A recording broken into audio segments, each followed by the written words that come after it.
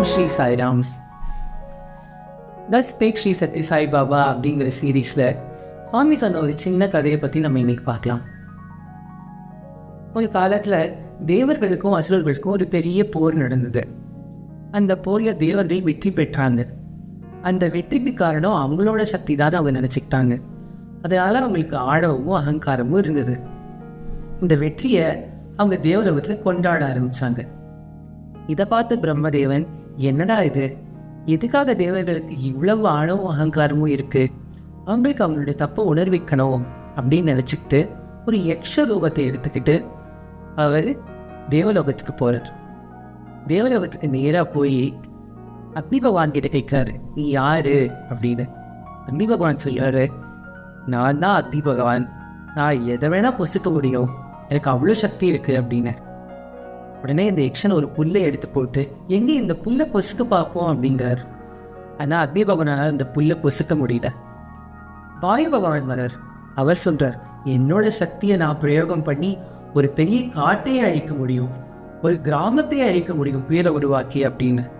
யக்ஷன் சொல்கிறான், அதெல்லாம் வேண்டாம், இந்த புல்லை கொஞ்சம் நகர்த்து பார்ப்போம் அப்படின்னு.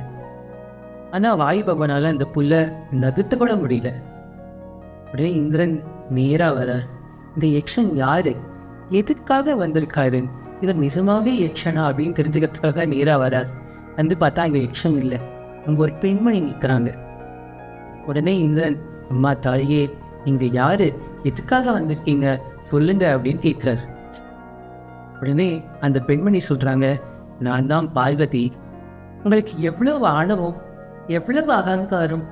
இந்த ஆணவத்தால, இந்த அகங்காரத்தால பிரம்மதேவரே நேரா வந்த போது கூட அவர் தான் பிரம்மன் அப்படின்னு உங்களால புரிஞ்சுக்க முடியலையே அப்படின்னு.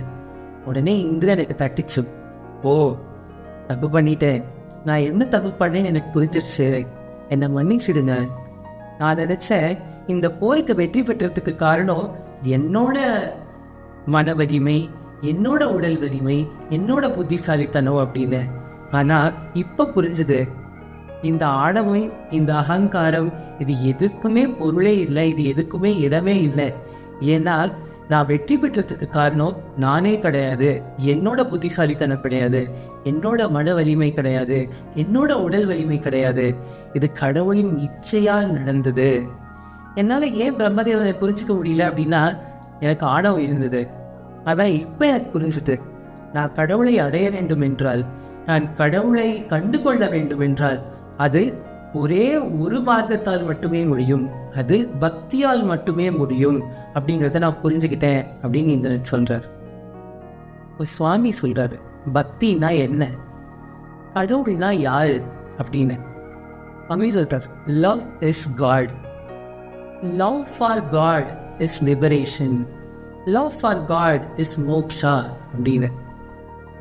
லவ் இஸ் காட் அப்படின்னா அன்பே கடவுள். Love for God is liberation அப்படின்னா கடவுளை நேசிப்பது, கடவுள் மேல் அன்பு செலுத்துவதே மோக்ஷம் அப்படின்னு சொல்றாரு. எனக்கு என்ன வேணா நடந்திருக்கலாம், நான் எது வேணா சாதிச்சிருக்கலாம், அந்த சாதனைக்கு காரணம் என்னோட சிந்தனை, என்னோட ஆற்றல், என்னோட மன வலிமை, என்னோட உடல் வலிமை, என்னோட புத்திசாலித்தனம் அப்படின்னு நினைச்சேன்னா எனக்கு ஆழம் வரும். ஆனால் அது கிடையவே கிடையாது. எல்லாமே கடவுளின் இச்சையால் நடக்கிறது அப்படின்னு நம்ம புரிஞ்சுக்கிட்டோம்னா நமக்கு ஆணவம் வராது, பக்தி வரும். ஏன்னா கடவுளின் இச்சையால் தான் ஏதோ நடக்குது அப்படின்னா அவங்க மேல நம்ம அன்பு செலுத்த ஆரம்பிப்போம். அந்த அன்பு தான் பக்தி. கடவுள் சொல்றார், லவ் ஃபார் காட் இஸ் மோக்ஷம் அப்படின்னு. கடவுள் மேல் அன்பு செலுத்துவது மோக்ஷம் அப்படின்னு. அப்போ மோக்ஷம் எவ்வளவு ஒரு சுலபமான மார்க்கம். அன்பே மோட்சத்தின் வழி. எல்லாரும் மேலேயும் அன்பு செலுத்தினோன்னா, சுவாமி மேல அன்பு செலுத்தினோன்னா நாம் மோட்சத்தை அடையலாம். அதுதான் பிரேமையின் தத்துவம். சாய்ராம்.